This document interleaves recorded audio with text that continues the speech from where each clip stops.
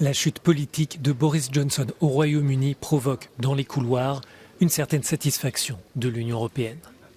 Toutefois, personne dans les institutions n'estime que les derniers rebondissements à Downing Street changeront la donne sur le Brexit. Le départ du Premier ministre britannique pourrait cependant donner une nouvelle impulsion tant les relations entre l'Union et Boris Johnson étaient au plus bas. Il y a deux aspects. L'un est sa personnalité. Il est inconsistant, il ment, il ne respecte pas les accords.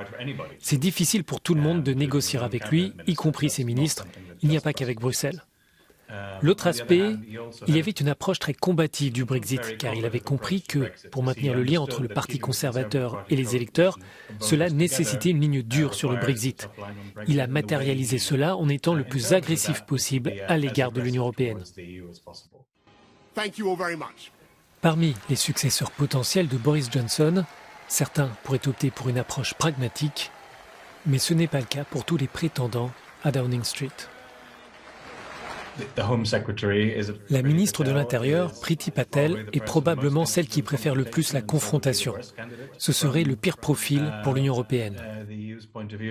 Le meilleur candidat devrait être plus ouvert. Plusieurs pourraient engager un retour à des relations normales. Interrogée par Euronews, la Commission européenne ne souhaite pas faire de commentaires sur la démission du Premier ministre britannique. De son côté, la République tchèque, qui assure la présidence semestrielle de l'Union, fait part de ses attentes.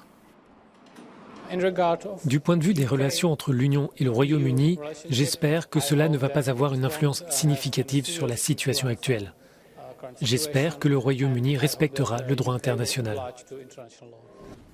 Une atmosphère de tempête caractérisait les relations entre Boris Johnson et l'Union européenne, et ce depuis son arrivée à Bruxelles comme correspondant pour un quotidien britannique. Il fut l'un des principaux partisans du Brexit et une fois parvenu à Downing Street, il n'a eu de cesse de remettre en cause l'accord de retrait britannique au risque de souffler sur des braises toujours brûlantes.